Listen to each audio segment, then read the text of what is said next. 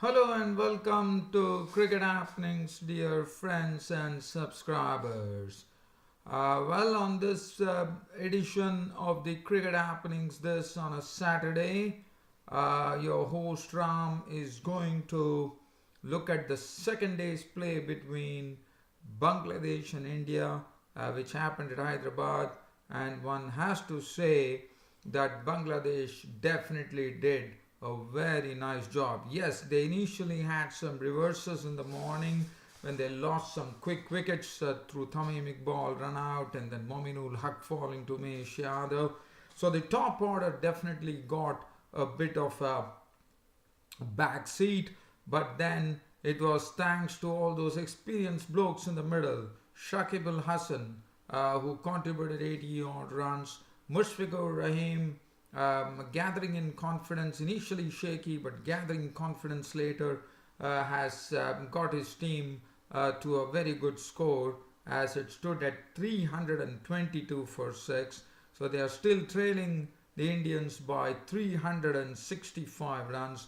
And also, Mehdi Hassan Miraz showing that what a utility player he could be for Bangladesh. He could well chip in as an all-rounder because he showed his glimpses of his batting yesterday, where he showed some real confidence in playing some strokes as he was not out on his maiden 50, giving company to the Bangladesh captain Mushfiqur Rahim, which is good to see. And that was what one was expecting from Bangladesh, and Bangladesh were true to what they were going to do, and with some determined batting, they definitely did a good job, I thought, to keep India in the field. So, and in fact, in the post-T session was something where the Indian bowlers had to return wicketless. So that really says Mushfiqur Rahim and Matthias and Miraz, who have already put on 87 very live runs for the seventh wicket. So I'll be talking about the day's play, and also we'll have a look at the Pakistan Super League, one of the matches that happened where Lahore Qalandars finally got a victory under their belt in the Pakistan Super League. So I'll be having a look at that as well. And if at all any other cricket news, if at all it comes up, I can definitely share that with you as well. So first, let's head off to the second day's play in the one-off test between Bangladesh and India and see as to what really went on there. So Bangladesh resuming on their overnight score of 41 for 1. Tamim Iqbal and Mominul Haq were in the middle.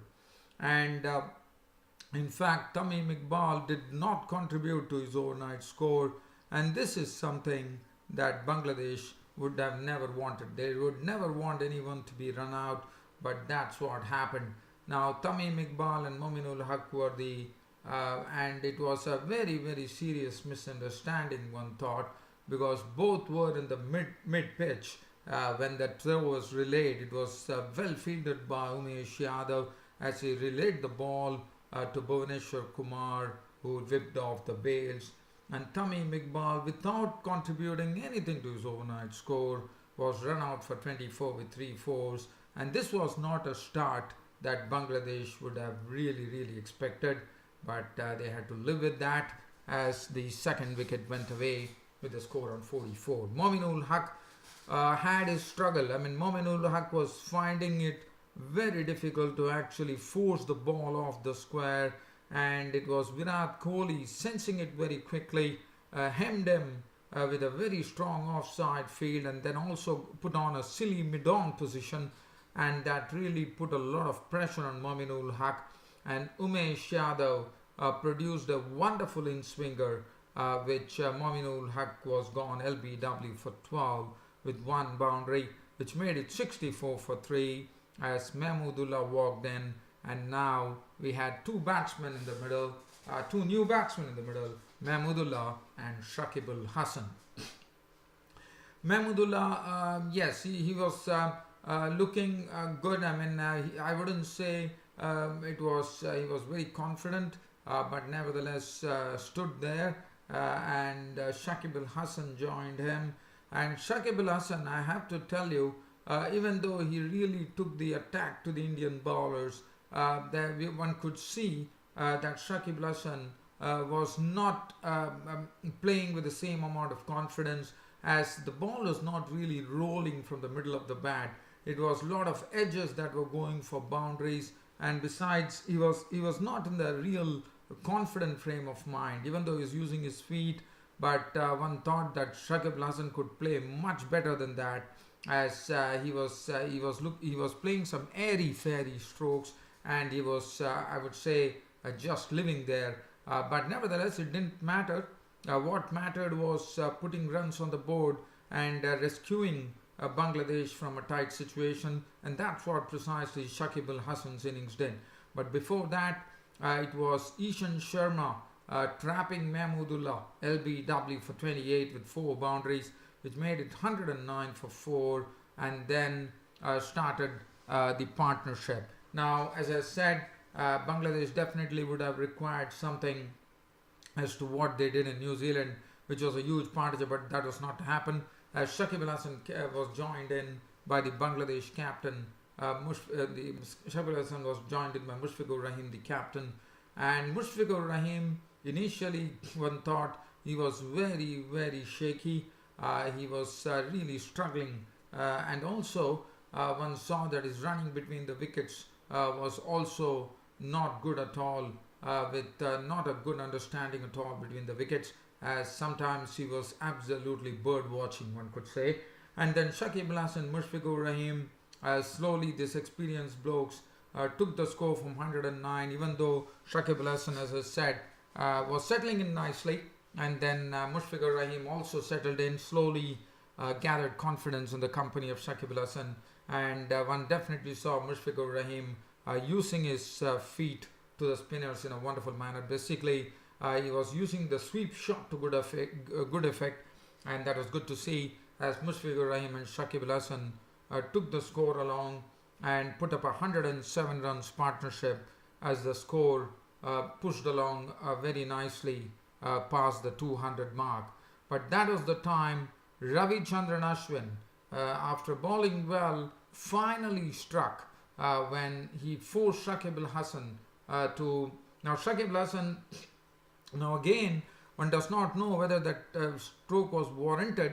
It was a stroke by Shakib Al Hasan where one has seen that in the past he has been guilty of throwing his wicket away, and especially considering that the team was there's still a mountain to climb for Bangladesh, and basically he himself was on 82, probably looking out for a century.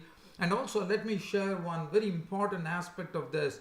This was the first half century in Test cricket for Shakib Al Hasan against India. Now that is very difficult to believe, but one can understand the amount of Test cricket that Bangladesh has played against India.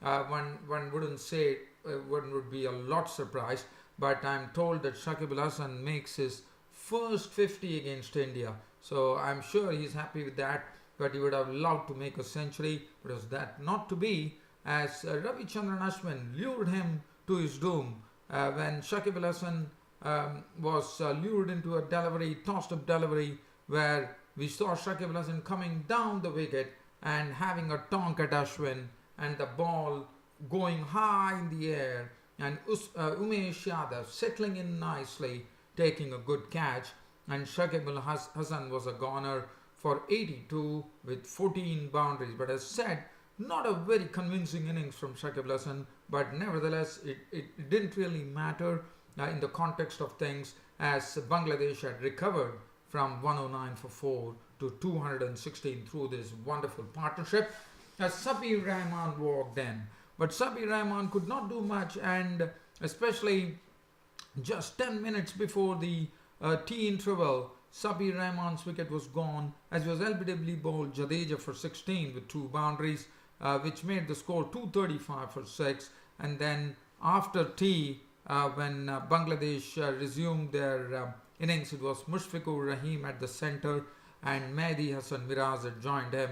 And that was the time probably India would have sensed at 235 for 6 that they had almost done their job, and it was only a matter of just going through the paces to dismiss the other batsman and keep Mushfiqur Rahim at the crease.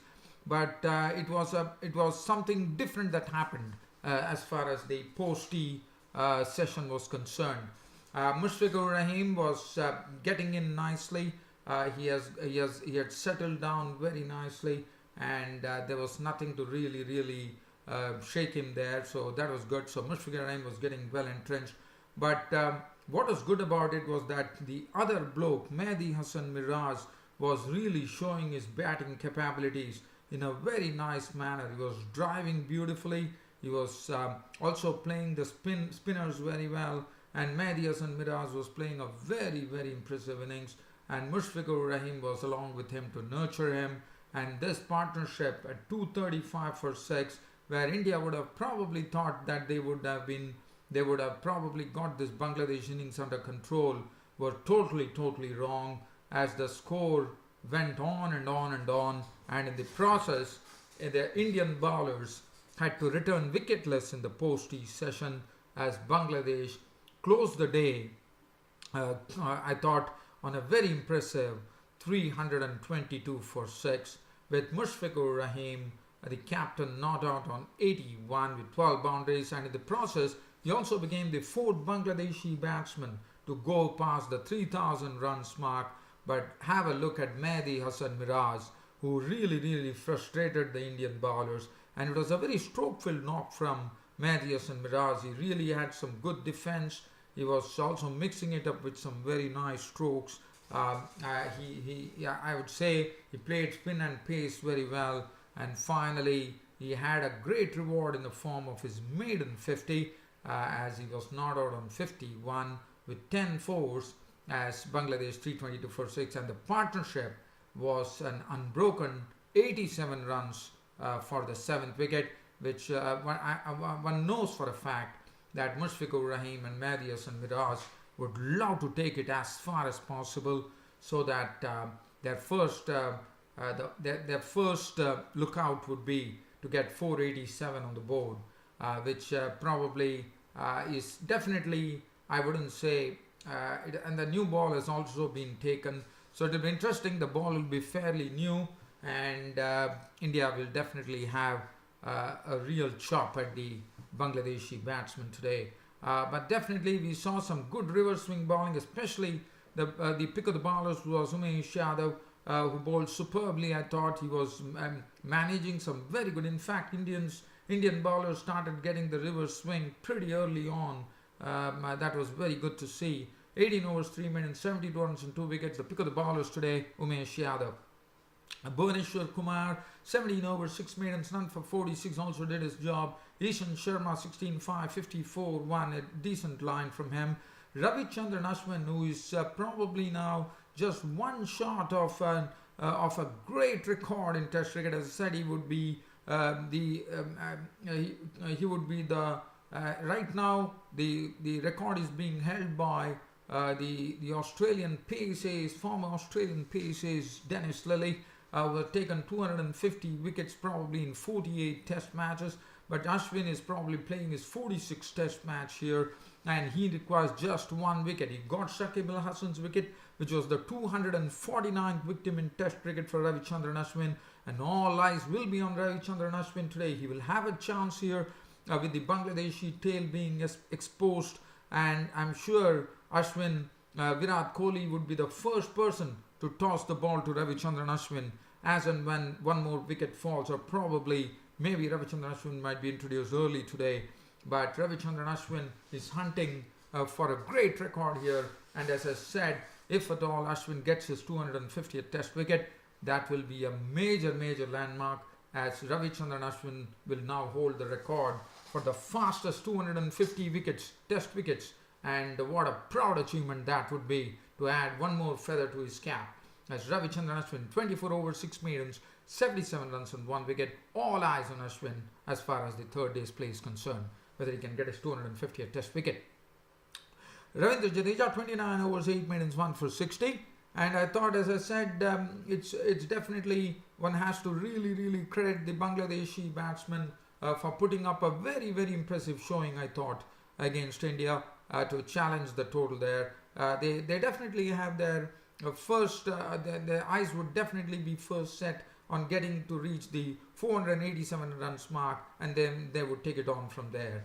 But definitely, India still have a job to do, as this partnership between Mehdi and Mirad Mushfiqur Rahim is really looking a bit threatening, and India has to see to it that they get some quick breakthroughs early in the morning on the third day.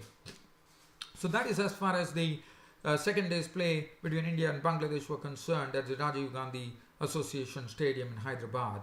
Now, the next match that I'm going to talk about on this Delhi cricket show is going to be the Pakistan Super League, where Lahore Qalandars took on the Islamabad United team, and it was Islamabad United who actually batted first, and they put on 158 for 7 on the board. They had a good start, which was given by Dwayne Smith, who made 31 of 29 deliveries, 4 fours, and Sam Billings thrashing 37 of 28 with 4 fours and 1 6. And then they had the Misbah ul Haq, the captain, playing a very aggressive innings, not out on 61 of just 36 deliveries, 3 fours and 5 sixes. Brad Haddin's contribution was cheap 9 of 15. Watson making 7 of 6 balls. Asif Ali 1. Shadab Khan 4. Mohammad Sami not. 158 for 7. The chief wrecker was Grant Elliott. 3 overs, no made, and 23 runs and 4 wickets. Sohail Tanveer 4 overs, 1 for 31. Irfan 3 overs was costly for 30. Bilawal Bhatti 4 overs, bowled economically, none for 15. Sunil Narine got a bit of some bashing there. 4 overs was hit to the tune of 39 runs with only 1 wicket to show besides his name. 2 overs for 15 for Yasir Shah.